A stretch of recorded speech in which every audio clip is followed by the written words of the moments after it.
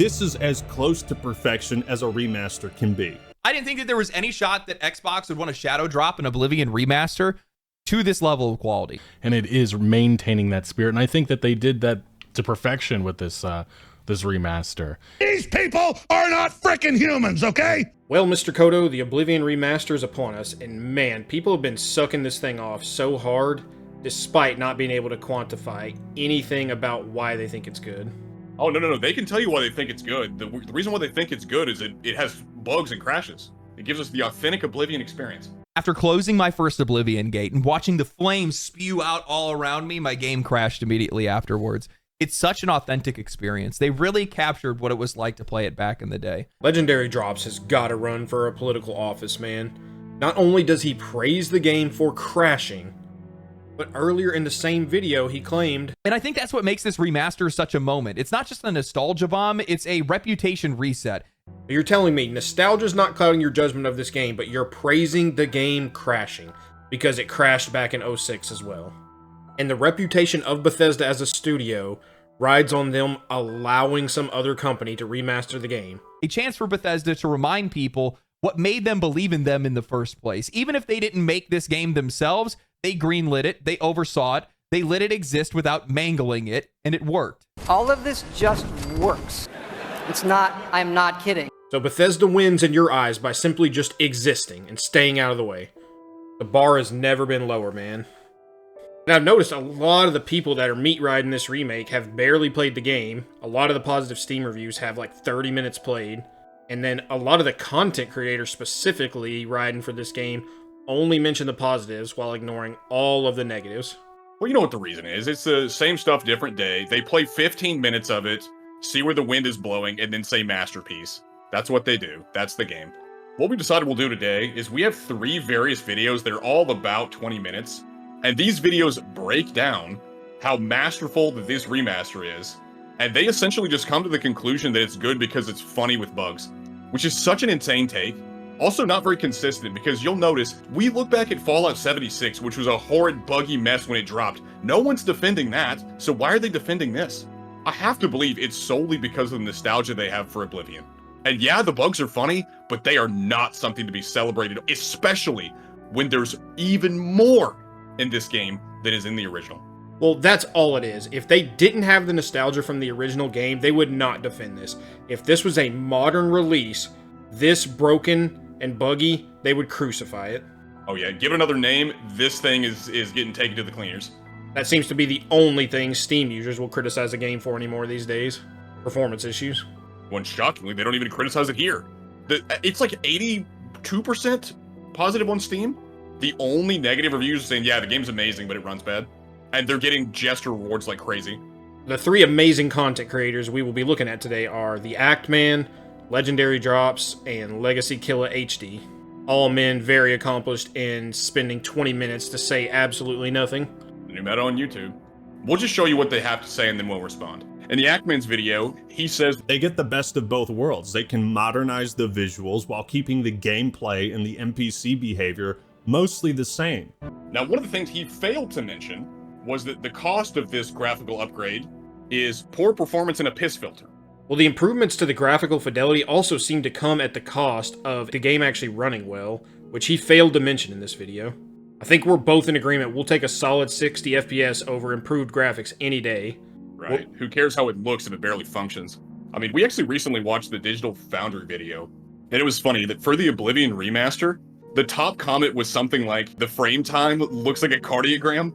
Legendary Drops also chimed in by saying, sure, the colors could pop more, performance is a little bit iffy, it's Unreal Engine 5, so it's kind of a mess on PC and console. That's becoming a bit of a trend lately, not a good one. Definitely makes me worried about the future of games with more studios wanting to adopt Unreal Engine 5, but in motion, it's beautiful. And that's hilarious, because he essentially just said, as long as you consume the slop quickly, you won't notice the taste.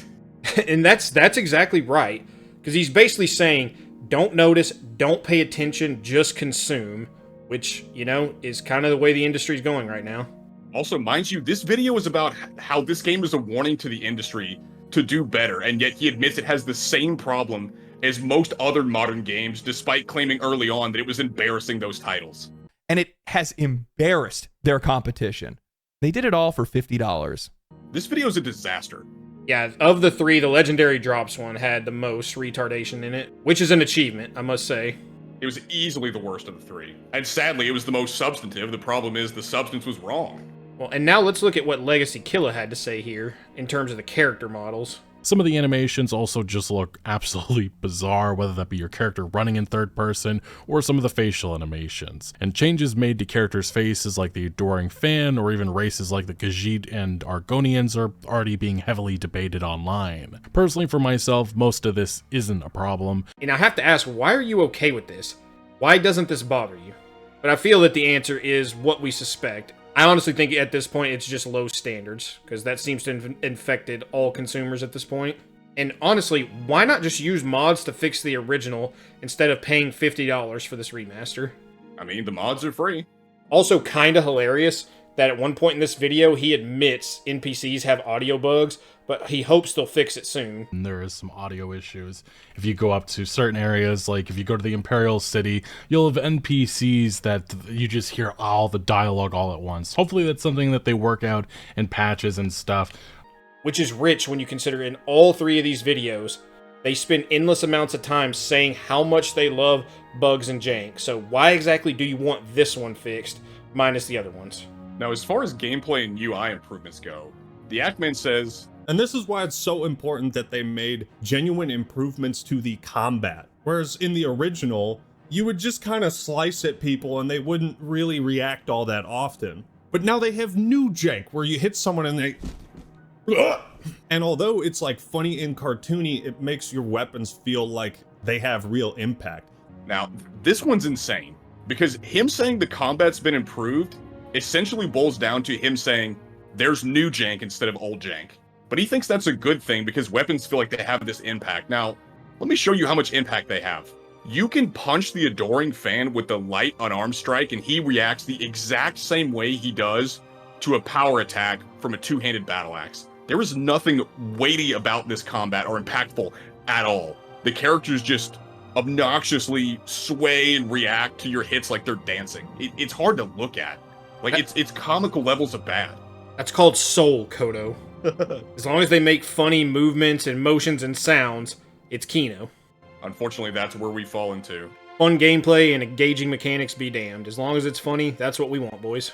Speaking of bad arguments, Legendary Drops also asserted, Combat feels tighter, the UI is cleaner, you can actually assign your stats manually instead of just getting locked into a starting class. Small, smart, meaningful changes. That is all this game needed. To be fair to him, like, there were some good changes. I think we can all agree that there are some really good changes here. The problem is people are pretending like the changes were exclusively good. For every good change, there's a bad change, and then there's even things that needed a change and needed to fix but didn't get fixed. Now, let's start by talking about the good stuff. The leveling system got the update it sorely needed. Great, I think we can all appreciate that. Staggers are no longer nearly as obnoxious as they once were. And they even went out of their way to add a help tab to help you better understand the mechanics, the stats, things like that. Great. But then they had some bad changes. For example, now, soul gems no longer indicate what type of soul occupies them. You could be looking at a grand soul gem, and the only way you're going to figure out what soul is in that soul gem is by going to recharge your weapon with. Or how about the compass no longer indicating which locations you have and haven't visited, in a game that's largely about exploration? Or how about only being able to see 3 active effects that are on your character at once while not in the menu? Like, all of these changes boggle the mind. They're so stupid. Why would you make this? and these are basic things. As Legendary Drop said himself, all we needed were basic quality of life improvements and a new coat of paint. Well, and this is by no means exhaustive. I have a huge list of all the things that they did wrong. And then there are some things that needed to be improved and they weren't even touched. For example, repair hammers still take forever to repair the things in your inventory, and they don't even have a mechanism to repair everything outside of the merchant. If you're trying to do it all from your inventory, it is going to take you forever. You sit there and mash square like you're playing some QTE in Metal Gear Rising. It's insane.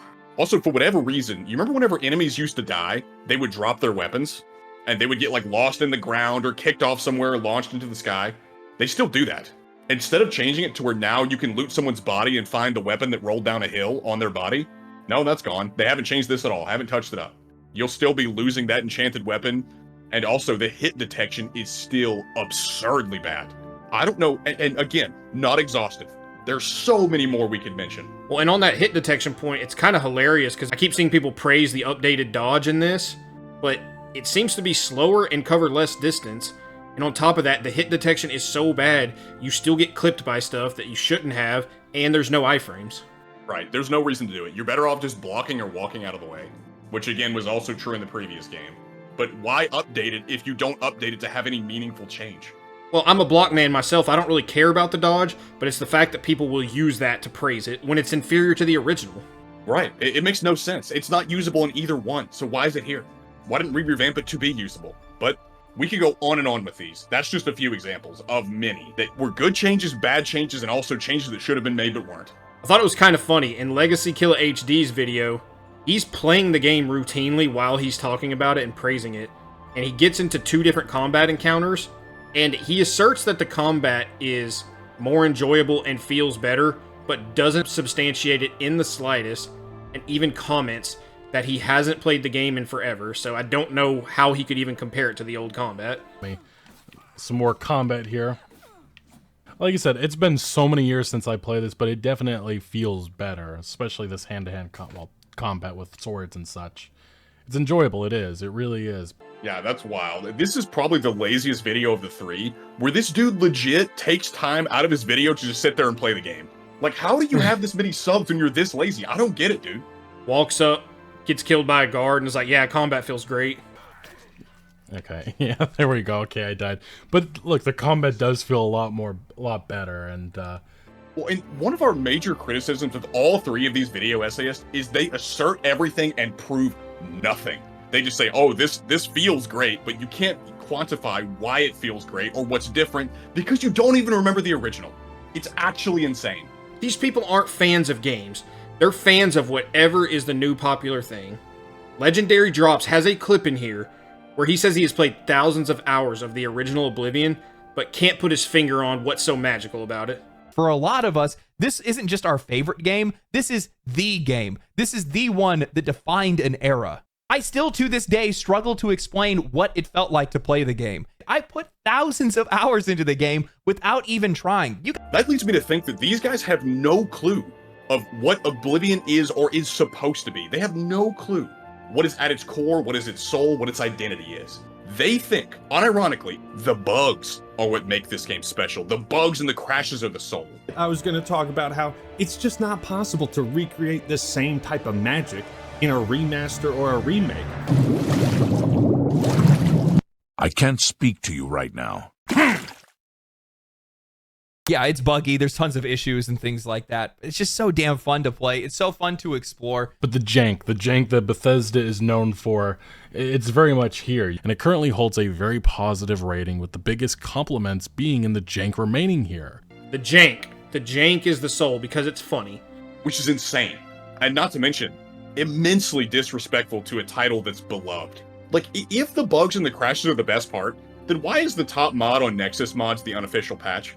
And look, I'm not denying that bugs can be funny, but the novelty wears off when they are so insanely prevalent, and the problem is they're even more prevalent in the remaster than in the original. You can't make this crap up. A lot of these things we look back at with rose-tinted glasses from 2006 because at the time, the Radiant AI system was new, it was experimental, it was doing things with routines that we hadn't seen before, so we gave them a lot more leeway. It is 19 years later, and there's still so many basic bugs in the game that could have been fixed in this lazy remaster.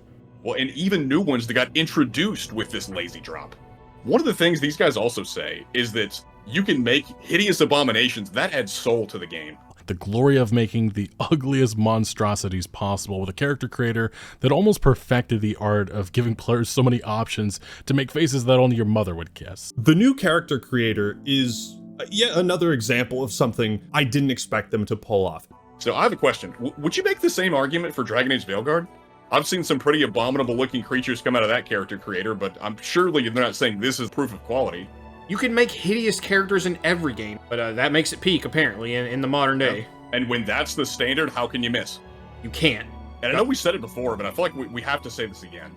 These people don't know what the heart and soul of Oblivion is. They have no idea why people like it, aside from my bug's funny. And I was in the Bethesda stream on YouTube Tuesday when they showed this thing off, and everyone in the comments was spamming God Howard the entire time because they remember loving Oblivion in 2006, and that's all they need. When I do too, but that doesn't excuse what we've been given. This thing's a nightmare. It is a buggy, glitchy, poor performing, horrible looking nightmare, dude. There are so few things about this that are redeeming in any way. And I hate to be so negative, but it is what it is. Now that leads me to talk about what I think actually is at the heart of Oblivion. And I think what's at the heart of Oblivion is several things. One of the things is player freedom. The second you roll out of the sewers, you can go wherever you want, and you could spend 100 hours ignoring the main quest and becoming the leader of every guild, if that's what you want to do. And in so doing, you also get to experience the power fantasy of Oblivion, which is another one of the things that draws me to it. You can become insanely powerful. You can be the head of multiple organizations, masters of all skills and attributes. You can become broken beyond all belief to the point where you break the game clean in half. You are so strong. That level of power was at your fingertips. Another thing I think of when I think of the soul of the original is the exploration. Yes, not everything that's in the open world is super interesting, but there is a ton out there to find, and even just random little encounters that make the world feel more alive. Right. And just going out and seeing the sights, and not to mention, this all takes place within a context. This was 2006. The open world genre had not been bloated beyond all belief at this point in time. And exploring that open world, at least for the first time, was incredible. Well, and on top of that, another thing I think we both really like about the original, especially for the time, was the player expression within the moment-to-moment gameplay. Because there was a lot of unique and interesting ways you could play the game, and a lot of different tools to keep things interesting, and then let you be creative. Just recently, one of the things that I did in the original was you would craft a paralysis spell, go underwater, have someone follow you, and as they were attacking you, you could paralyze them underwater and they would drown and die. Like, one of this game's charming features is that it gives you the tools to play the game in a variety of different ways and create for yourself your own unique, interesting way to play the game. Well, and it's funny because even within just this point, I feel like people still misunderstand what makes the original good. Because in LegacyKillaHD's video, he was talking about how the immense player freedom was he could pick up a wine bottle and drop it, and then a guard would come arrest him, and he had the immense player choice of pay gold, go to jail, or resist arrest. And then, yeah, obviously the consequences for that, people grouping around you wanting to, yeah, get you arrested for doing stuff like that. Yeah. You violated the law. Pay the court a fine or serve your... Not even a bottle of wine, but the choices, the consequences, that is the big thing that is missing from a lot of the modern RPGs. Yeah, that's nonsense. There's never been much player choice within the actual story. The player choice is in how you approach the quest. Right. It was about the journey, what happens between point A and point B. Finally, one of the things that we love about Oblivion is the impact you have on the world. The world in this game very much does revolve around you. The rumors that are in the world are often based on your impact upon the world. That you'll hear, oh, this person's just been saved. Oh, that event's just taken place. And it's all based around the things that you as the player have done in the world. You even have people commenting on your deeds and your skills and your attributes. If you have high strength, someone will walk by and say, look at the muscles on you. The world reacts to you. It notices your presence, and in some ways, it's built around you. And some of that funny jank comes from things like that, because it's how the AI reacts to you, not just, oh, bug, guard swam in the air, funny, haha. No, nonsense, my brother. Ignore the actual good things about the game. Just say, oh, jank, bug's funny, haha, lamau. I think the final thing we want to say here is that the notion that this remaster is putting the whole industry on notice is proof that gamer standards have never been lower than what they are now. And you know that when we celebrate a game that crashes constantly and is filled with bugs, you can know and rest assured that gaming is dead. Lindrell, they see Crash number 2. Okay. Alright. You crashed again. Crashed again. And this is the soul of Oblivion.